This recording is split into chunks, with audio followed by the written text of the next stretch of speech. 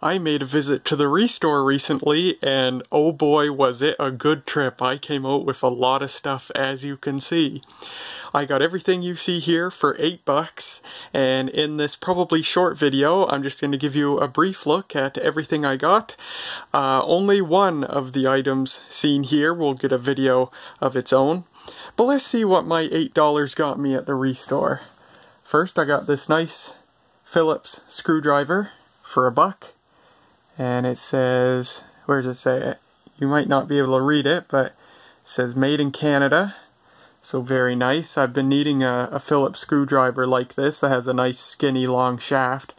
A lot of my screwdrivers have a bit this size, but then a thick shaft so you can't get them in the holes of some things. So that'll be nice for the toolbox. Also for $1, I got this plug here. Take the screws out, wire a cord to it, and you have a new plug for your 120 volt cord. Very nice. I make use of these once in a while. Usually whenever I have to make my own extension cords. 10 cents got me this one 6 volt Krypton bulb for a flashlight made by, or sold by Garrity. Says product made in Hong Kong, packaged in the USA. No data manufacturer, but there's no website on here, so I would imagine this is probably from the 90s. Garrity, America's fastest growing name in lighting. I'm not sure if that is or was ever true. But anyway, yeah, nice little addition to the flashlight bulb bin for 10 cents. Next, this was something I was not expecting to find. It's, as far as I know, an original 1999 press of Len, You Can't Stop the Bum Rush. There is one song on this that I really love. It's the first one here, Steal My Sunshine. That was a big song on the radio stations here when I was 4 or 5 years old. And a little whiles after that. Really loved the song. I don't know if I've ever heard the others, so I'll have to take a listen to this and see if I like any of the other songs. But yeah, it's complete. It's got the little paper inside this thing here, and it's all in good condition. The disc is in good condition. There's really no scratches on it. Very nice. Really cool. So yeah, kinda neat to have this. I already have the song, of course, in MP3 form, but yeah, it's always cool to get stuff like this on physical media, so very cool. Next, I got this, well, it's a lamp socket, and I've been wanting to get one of these for quite a while, because the lamp socket that I usually use, you know, if I have to do a quick test of a light bulb, or I want to wire up a resistive ballast for a fluorescent lamp, it's not something that can freestand. It's just, you know, literally a socket with wires coming out of it, and that means the light bulb's going to be sitting on the floor, and it's going to be getting hot on the floor, and, you know, stuff like that. So I've been wanting to get one of these, something where the bulb can properly stand up, and I forget what I paid for this, probably $1. I don't know what I paid for the CD either.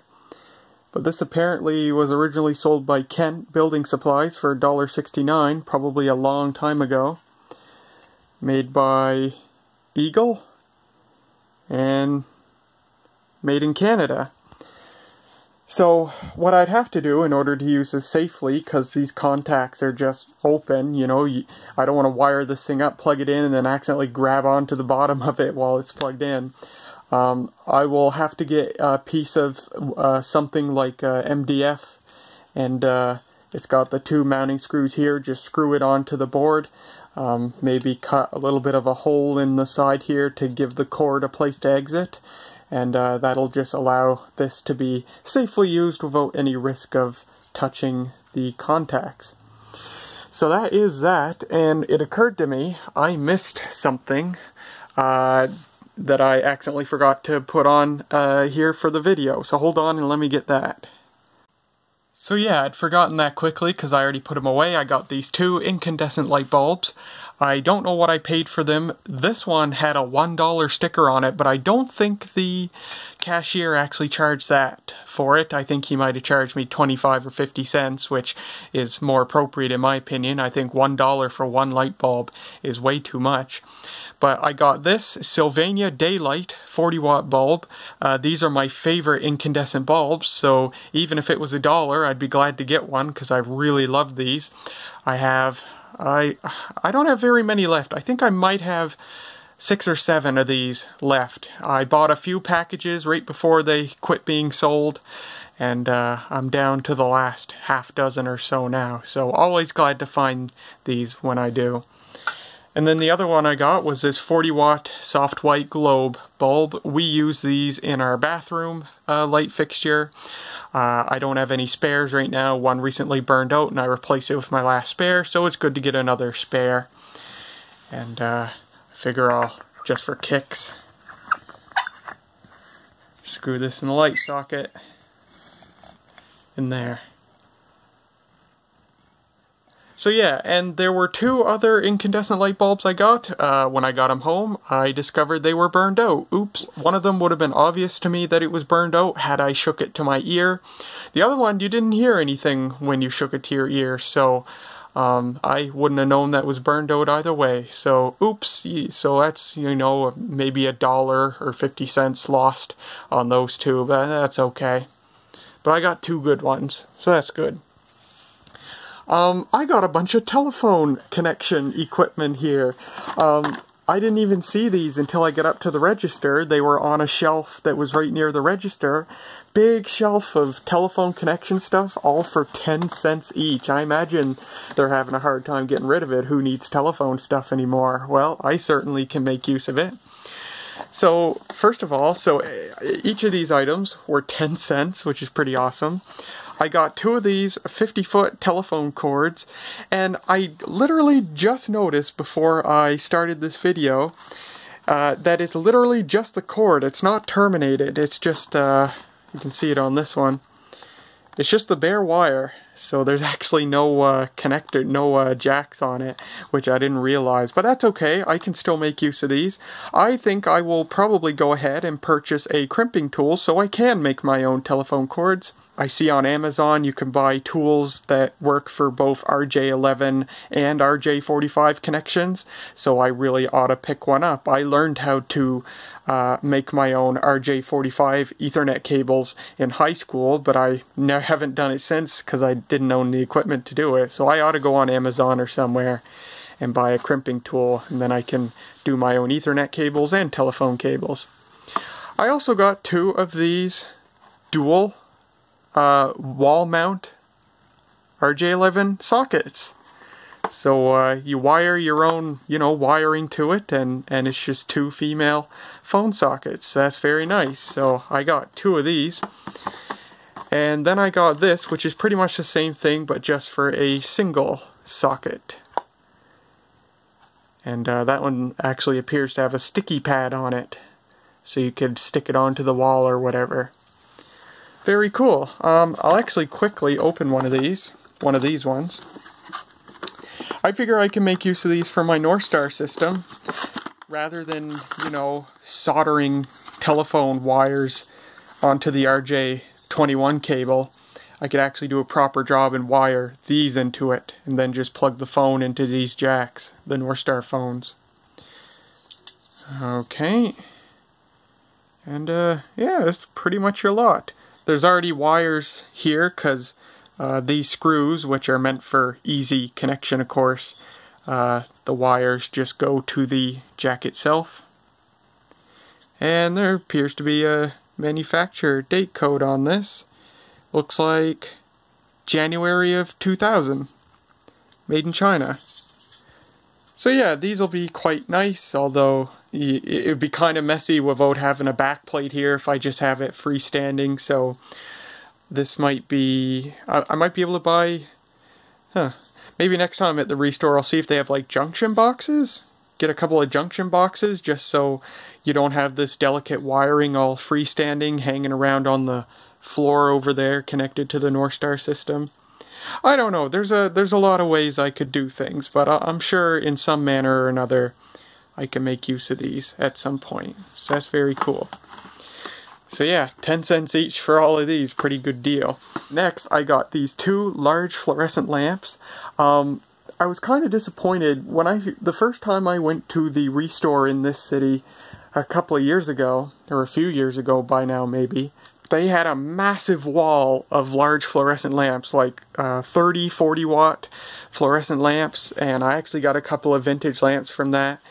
And then that was when they were at their old location, and then the next time I went there, they were at a new location that they'd moved to, and they got rid of the entire wall of fluorescent lamps. I assume they sent it all to recycling or whatever, because they didn't want to bother moving it all to the new location.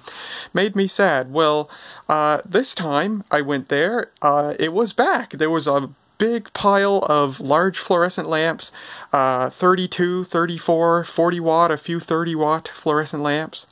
And I picked these two out of the pile. The vast majority were Sylvania 34 watt cool white lamps.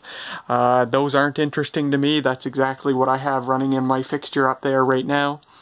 But I got these two interesting ones. First of all, I got this General Electric 25 watt cool white lamp. This is a 33-inch appliance lamp. These are uncommon lamps. I already own one, a Philips daylight colored one. You've seen it before in a video. These are lamps that were used sometimes in appliances like vending machines, meant for use in a preheat circuit only. And yeah, kind of an oddball lamp, really long. It's got krypton fill in it to lower the arc voltage so it can run on 120 volts. Interesting lamp. But yeah, I got this one, and I already took a photograph of it running, so here you go. And as far as I can tell, it's brand new. It's never been used. It's got no visible wear on it at all, so that's very cool. Someone on Lighting Gallery dated this lamp for me to be from 1980, so very good. And it was, of course, made in the USA. So very cool find. My second 25 watt appliance fluorescent lamp. And then the other lamp I got was this one. This is a 40 watt Sylvania Daylight Deluxe F40DX. Very cool. This is a color that I haven't had before. Daylight Deluxe was an improved Daylight with better color rendering. Standard Daylight has a color rendering index of 75. Daylight Deluxe bumps that up to 88, which is good. And that is, of course, at the expense of light output. A Daylight Deluxe lamp does not put out as much light as an equivalent regular daylight lamp. But yeah, this was a really cool find. There were a few of these in that pile of lamps. I picked one that appeared to have the least amount of use. And yeah, this lamp is from 2004, made in the USA. It's not low mercury. This would have been, you know, near the end of when you could still buy full mercury fluorescent lamps. And yeah, very cool. And what I'll actually do here just briefly at the end of the video is I'll stick this in my fixture up there just so you can see what the room looks like lit with this lamp instead of a cool white lamp. Just remembered something else I forgot to get out for the video. I also bought this electronic fluorescent lamp ballast for $2.50. It's for a single F17 T8 lamp, and it's a rapid start ballast. This isn't a very good ballast. I bought it, you know, just for the heck of it, and I figured maybe I'd get lucky and it would end up being programmed start or something like that, but no, it's just rapid start. And not a good rapid start either. It's got an open circuit voltage of 600 volts, which means it's basically instant start with cathode heating. And you know, because the lamp does start instantly, even though the cathodes are heated, when it starts you can see the ends of the lamp glow purple for a second because the cathodes weren't properly heated before the lamp started. So yeah, it's not a very good ballast. It's a fine ballast, works just fine. It's just, you know, it's basically instant start, and so it's not going to be great for the life of the lamp. So just a cheap ballast. It is in a standard F-can, I believe they call this the F-can shape, F-can case here, like a normal magnetic ballast would be. So that's kind of interesting. But yeah, regular old you know, rapid start-ish electronic ballast for a F17 T8 lamp. $2.50 for that. I might put it on eBay at some point because I'm really never going to use this. And finally, last but definitely not least, yep, I got another one. Another vintage Japanese fluorescent desk lamp. And I'm going to be making a separate video of this thing, so I'll give you all the juicy details in that video whenever I get to making it. But yeah, just your standard 15 watt Japanese manual preheat fluorescent desk lamp. I paid $3 for this, and you'll get to see all about it and the lamp it came with. It came with a vintage lamp in the video of this thing when I make it. So, for now, there is all the stuff I got at the ReStore the other day. $8 for all of this. Quite a nice haul. Before we wrap it up, let me quickly stick this lamp in my fixture and we'll see how it lights up the room. Wow. Despite the fact that I have a preheat ballast in this thing, this lamp is so easy to start that it actually instant starts when I apply power. Let me try that again. Oh, it tried to instant start. Well, anyway, here's what things look like. Yeah, it's an alright lamp. The color's kind of bluish for my liking. Daylight seems to be one of those colors where some lamps are better than others. Some have a nice actual daylight color and some are just kind of bluish. And this one's kind of bluish. Not as bad as others I've seen, but still not great. And yeah, not a fan. It looks better in the video than it does in real life. It's too bluish for me. It makes this place look like a hospital room, I guess.